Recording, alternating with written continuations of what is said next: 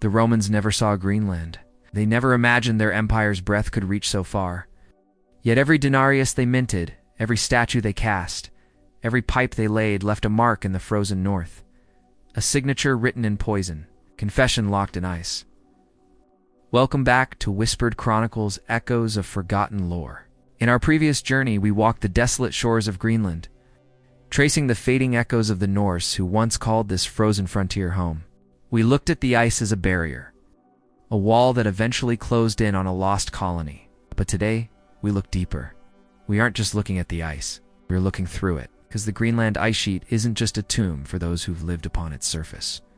It is a mirror, reflecting the world as it was thousands of miles away. It turns out that while the Arctic was a mystery to the ancient world was not a mystery to the Arctic. To understand the collapse of an empire in the Mediterranean, we must first return to the silence of the North.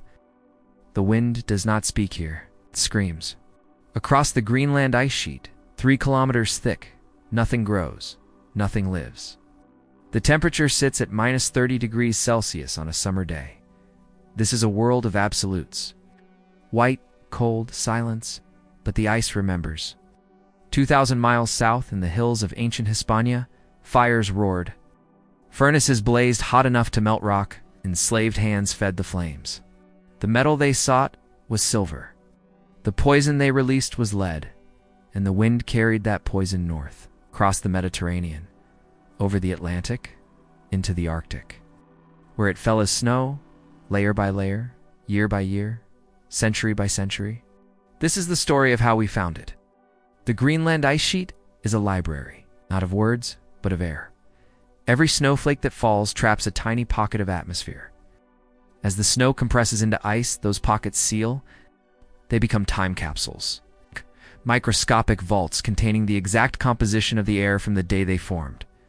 Drill deep enough, and you can breathe the atmosphere of Caesar's Rome, of Nero's fires, of the year the plague came, in the year 2000. Scientists from 14 nations began the North Greenland Ice Core, Project NGRIP. They brought a drill that could cut through ice like a surgeon's blade, hollow, precise, capable of extracting a cylinder of frozen time 10 centimeters wide and 3 kilometers deep. The drill descended. Week after week, month after month, through ice that fell as snow when Christ walked the earth, through ice that fell when the pyramids were young. Each section emerged from the darkness, marked with the date it represented. Each core was a chapter, each layer a sentence. But the scientists were not reading for words, they were reading for poison. Lead is heavy. It does not belong in the Arctic. When you find it there, you know it traveled. And when you find it in patterns, in concentrations that rise and fall across centuries, you know something extraordinary happened. You know civilization left a fingerprint. The process is called ice core analysis. Take a section of core, melt it in sterile conditions, filter the water, run it through a mass spectrometer. The machine counts atoms. It measures parts per quadrillion, and it finds lead. Not just any lead, Roman lead. Lead from the silver mines of Rio Tinto in Spain. From Cartagena, from the mountains where slaves died by the thousands to extract ore, the Romans wanted silver for their currency, the denarius, the coin that built an empire. But silver does not come pure from the ground.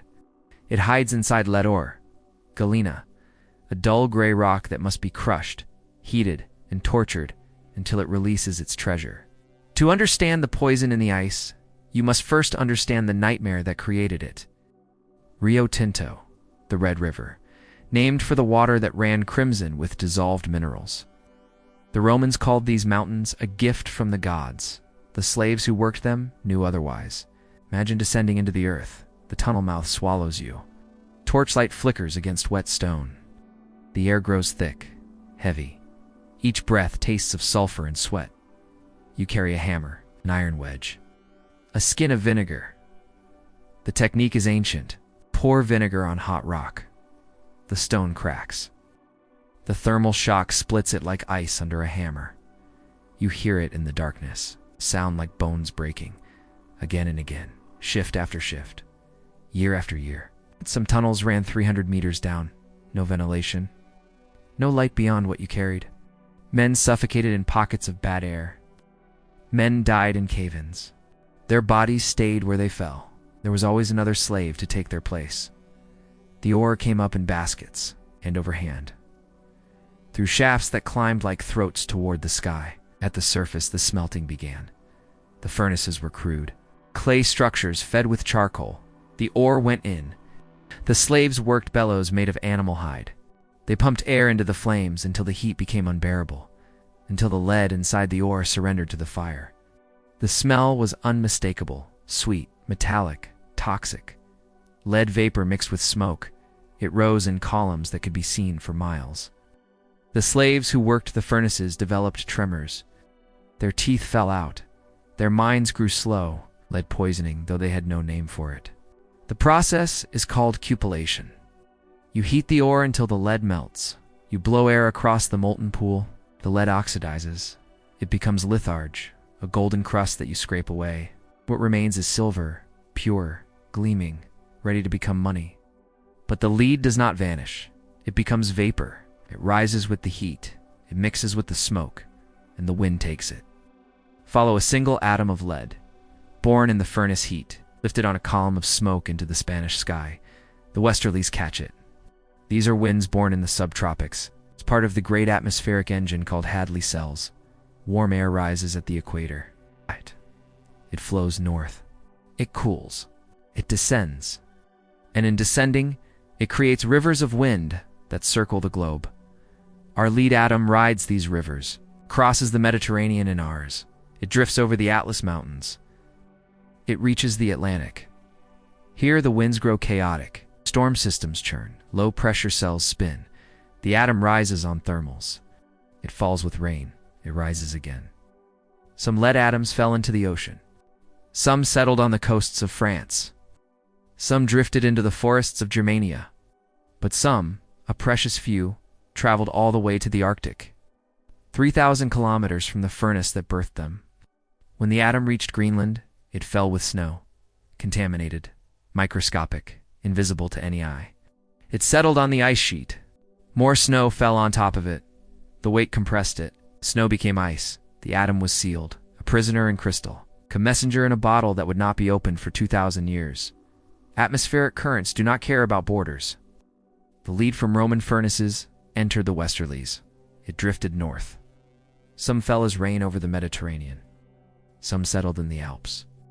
But some traveled all the way to Greenland, where it fell as contaminated snow, where it stayed, frozen, waiting. The ice core told a story the historians never could. It began around 500 BC, a faint signal, lead levels rising above natural background. The Roman Republic was young. Silver mining had begun. But the scale was small, artisanal. The pollution was a whisper. Then came the Punic Wars. Rome needed money. Armies cost silver. Ships cost silver. Victory cost silver. The mines expanded. The furnaces burned hotter. In the ice, the lead levels climbed. Marcus Licinius Crassus understood this better than anyone. The richest man in Rome. He owned the silver mines. He owned the slaves. He owned the furnaces that fed the Republic's hunger. Crassus knew that empire was not built on virtue. It was built on metal. On the denarius stamped with the face of power. When Crassus died in Parthia, the Parthians poured molten gold down his throat, a punishment for his greed. But his legacy lived on. The mines he owned kept burning. The lead kept rising. By 200 BC, the signal was unmistakable. The Romans had conquered Spain. They had seized the richest silver deposits in the known world. They worked them like machines. The historian Diodorus Siculus wrote of mines so vast that 40,000 slaves labored in them. He described tunnels that ran for miles, shafts so deep that men suffocated in the darkness. The ice recorded their work. Lead concentrations spiked, not gradually, abruptly. This was industrial pollution. 2,000 years before the Industrial Revolution. The peak came during the Pax Romana, the Roman peace, the 2 centuries after Augustus became emperor. This was Rome at its height. Roads stretched from Britain to Mesopotamia. Aqueducts carried water to millions. The economy hummed, and the mines never stopped. The ice core showed lead levels 4 times higher than during the Republic. What, 4 times? The imperial economy was not incrementally larger. It was categorically different. It was a machine that consumed mountains and exhaled poison, but machines break. In the core, around 165 AD, something changed. The lead levels stopped climbing. They hesitated, then they fell, not slowly, not gently. They collapsed. The scientists checked their data. They ran the analysis again. The pattern held. Something had broken the Roman economic engine. Something catastrophic.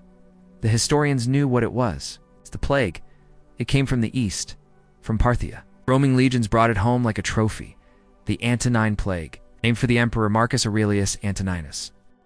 We do not know exactly what disease it was. Smallpox, perhaps, or measles.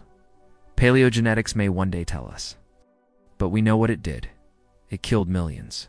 The historian Cassius Dio wrote that 2,000 people died per day in Rome at the height of the outbreak. Entire legions were wiped out. Villages emptied. The economic machinery ground to a halt. Mines closed. Furnaces went cold. The slaves who worked them died or fled. Unbelievable, right? Lead actually stopped falling in Greenland.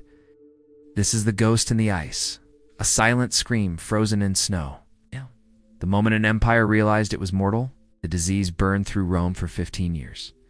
When it finally released its grip, the empire had changed. The population had collapsed. The silver mines never fully recovered. The lead levels in the ice never returned to their peak.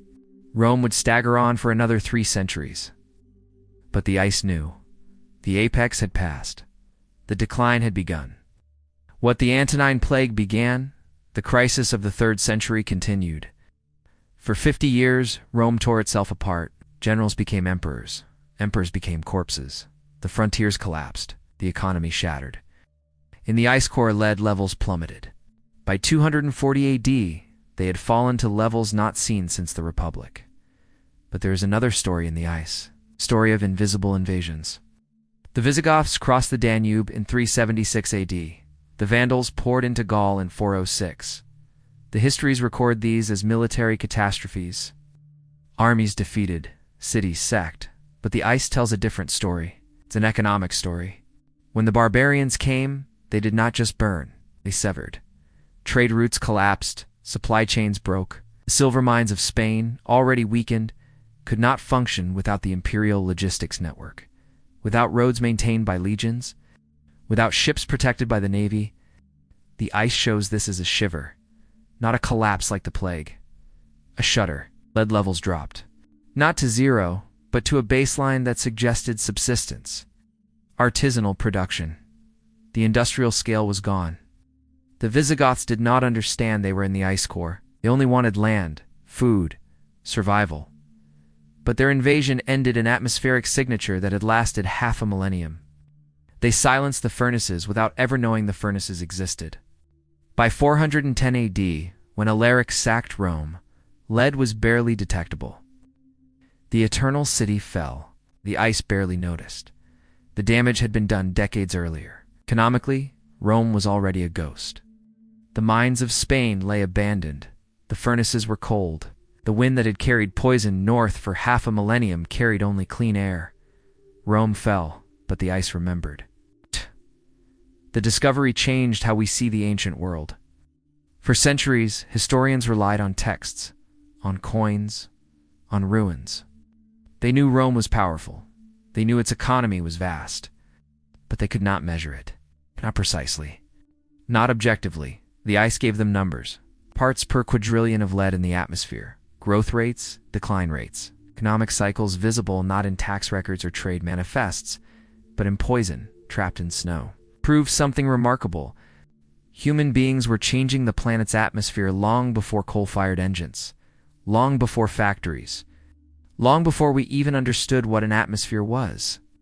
The term for this is the Anthropocene, the age of human impact. Most scientists date it to the Industrial Revolution, 1750, to steam engines and smokestacks, but the ice suggests otherwise. Anthropocene is older, much older. The Romans were not trying to change the climate. They did not understand atmospheric chemistry. They only wanted silver. but their hunger was vast enough to leave a mark in ice 3,000 kilometers away. Their greed was powerful enough to poison snow that would not melt for 2,000 years. What does that mean for us? We live in an empire too. Not of legions and aqueducts, but of highways and data centers. Our furnaces burn hotter. Our poison spreads farther. We pump carbon into the air at rates that dwarf Roman, led by orders of magnitude. The ice is recording us too. Imagine a scientist in the year 4000 AD. The ice drill descends through layers that represent our time, the 21st century. The moment we knew what we were doing and did it anyway. The mass spectrometer finds lead, but not from smelting. It's from batteries, from gasoline additives banned only decades ago. The machine finds mercury, from coal plants, from industrial waste. It finds plutonium isotopes, from weapons tests, from reactor accidents. And it finds plastic, microplastics, invisible fragments of polymers that never decompose. They are in the rain now, in the snow, in every breath we take. The ice is recording them, billions of particles per cubic meter, a blizzard of synthetic debris that will outlast civilization itself. The scientist in 4000 AD will hit what we might call the Great Acceleration Layer, the strata representing 1950 to 2050, a century of exponential growth. The carbon signature will spike like nothing in the ice record, not gradual, not natural. A vertical line on the graph. They will see the moment we burned through 500 million years of stored sunlight in less than 2 centuries. They will see the exact year we crossed 400 parts per million of carbon dioxide, then 420, and 450. They will see our signature. Clear, undeniable, catastrophic, and they will see what comes after. Will it look like Rome, a plateau, a collapse, a return to baseline? Or will it be worse? Spikes so severe that the climate itself shifts into a new state. The ice from Greenland itself stops forming because Greenland is no longer frozen. There is a term for this: tipping point. The moment a system crosses a threshold and cannot return. The Romans never reached it. Their pollution was vast but temporary. When the furnaces stopped, the atmosphere healed, the lead settled, the air cleaned. Our pollution does not settle. Carbon dioxide lasts centuries in the atmosphere. Some of the gases we have released will linger for 10,000 years. We are not leaving a signature. We are rewriting the atmospheric composition of the planet. The Romans debased their currency. Septimius Severus reduced the silver content of the denarius from 80% to 50%. His son Caracalla reduced it further. By the time of Gallienus, the denarius was barely 10% silver. The coin that built an empire became a token, a lie wrapped in metal. The ice records this too, not directly, but in consequence. Debased coins required more mining to produce the same value. But the empire was too weak to expand production. The lead signal stagnated, then fell. The debasement of the currency matched the debasement of the air. We are debasing our atmosphere. We are reducing its capacity to support the civilization that depends on it. We are minting coins we cannot afford, and the ice is watching. The Romans never knew their furnaces touched Greenland, and never imagined their economy left scars in the Arctic. They thought their empire would last forever. They called it eternal. Urbs Eterna, the eternal city. But the ice tells a different story. It tells of an empire that rose like a fire and burned itself out. It tells of pollution that outlasted the civilization that made it. It tells of a world that remembers long after we forget. The Greenland ice sheet is still growing. Every day, snow falls. Every snowflake traps a pocket of our air, our breath, our choices. One day long after we are gone, someone will drill through that ice. They will melt it, they will measure it, and they will find us. They will find lead from our batteries, the mercury from our coal plants, the isotopes from our bombs. They will reconstruct our economy, our wars, our plagues. They will see the exact moment we realized what we were doing. They will see whether we stopped. The ice does not judge, it only records. But the record is final, irreversible, a testimony written in poison and preserved in cold. The Roman signature in the ice is a warning. It tells us that empires are not immortal, that growth has limits, that the atmosphere remembers what we choose to forget. And it asks a question: what will our signature say? Will it show wisdom, restraint, or species that saw the warning in time and changed course? Or will it show what the Romans showed, ambition without limit, hunger without consequence? A civilization that consumed until there was nothing left to consume. The wind still screams across the Greenland ice. The snow still falls. The library still grows. And somewhere, locked in ice that has not yet formed, our answer waits. The story of Rome's signature is a reminder that we are all writing a legacy, whether we intend to or not. Every breath of our civilization is being cataloged by the earth itself, stored in the great library of the North for a future we will never see. Thank you for watching Whispered Chronicles, Echoes of Forgotten Lore. If you found value in this deep dive into our forgotten footprints, consider subscribing to the Chronicles. Your support allows us to keep digging through the layers of history to find the echoes that still resonate today. I'm curious to hear your thoughts. Do you think our signature will be remembered as a warning or a tragedy? Let's continue the conversation in the comments below. Until the next echo sounds, stay curious and stay safe.